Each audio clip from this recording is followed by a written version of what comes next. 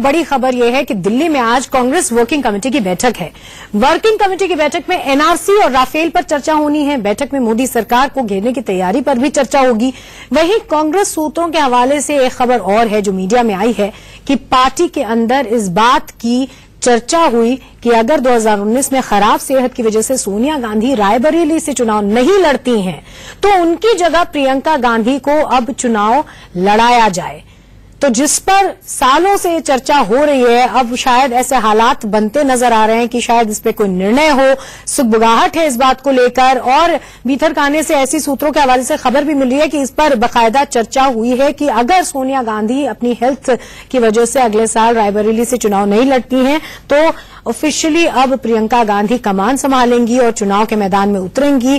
जाहिर तौर पे इसकी वजह से बहुत सारे बदलाव आएंगे। जिस तरह से चुनाव प्रचार में उतरेगी कांग्रेस, उसमें भी काफी तब्दीलियां आएंगी अगर प्रियंका गांधी बतौर कंटेस्टेंट 2019 लोकसभा चुनाव में हिस्सा लेती हैं। तो रजत राकेश टंडन हमारे साथ जुड़े हुए हैं। रजत, आज की CWC में कुछ अहम मुद्दे जो हमें पता हैं जिन पर चर्चा होगी और कैसे कांग्रेस जो है वो बीजेपी को घेरने की कोशिश करेगी, सरकार को घेरने की कोशिश करेगी। लेकिन अंडरलाइन ये एक बड़ी चर्चा हो रही है कि अगले साल रायबरेली से आखिर कौन लड़ेगा चुनाव। सूत्रों के हवाले से कई चीजें सामने आ रही हैं।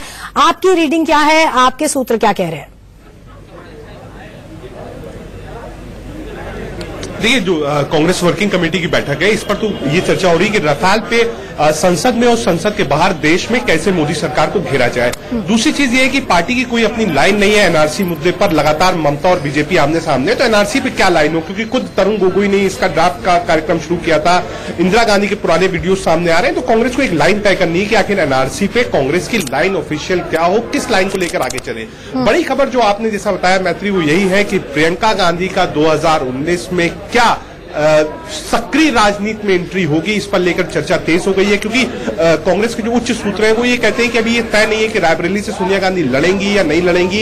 एक डोर ओपन हुआ है प्रियंका गांधी के लिए कि 2019 में वो रायबरेली से सोनिया गांधी को रिप्लेस करके चुनाव लड़े। कांग्रेस की जितनी बड़ी गतिविधियां चल रही हैं, चाहे वो वॉर रूम हो, चाहे इलेक्शंस हो, चाहे राहुल गांधी के प्रोग्राम्स हो, प्रियंका गांधी सबको मॉनिटर्स करती है। कौन कैंडिडेट हो, कहां राहुल गांधी बैठेंगे, सब कुछ प्रियंका गांधी देखती है। लेकिन क्या पर्दे के सामने राहुल के साथ नजर आएंगी प्रियंका गांधी, इस पे एक बड़ा क्वेश्चन मार्क था।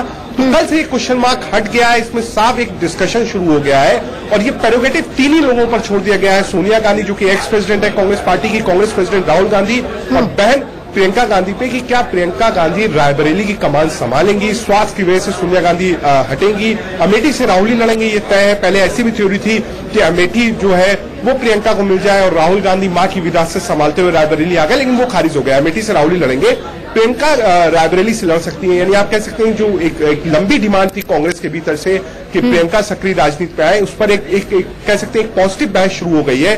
फैसला अभी नहीं हुआ है, मैं फिर कहूंगा फैसला नहीं हुआ है, लेकिन फैसला यह भी नहीं हुआ है अभी तक तय कि सोनिया गांधी 2019 का अगला चुनाव लड़ेंगी। बिल्कुल, तो ये एक कुछ बहुत ही जरूरी और अहम मुद्दे हैं और शायद ये भी कहना गलत नहीं होगा कि अभी जिस तरह की सिचुएशन में कांग्रेस है, अभी सबसे ज्यादा जरूरत उसको एक लीडर की है और क्या वो प्रियंका गांधी होंगी। यहाँ रुक रहे हैं, छोटे से ब्रेक के लिए, फौरन लौटते हैं।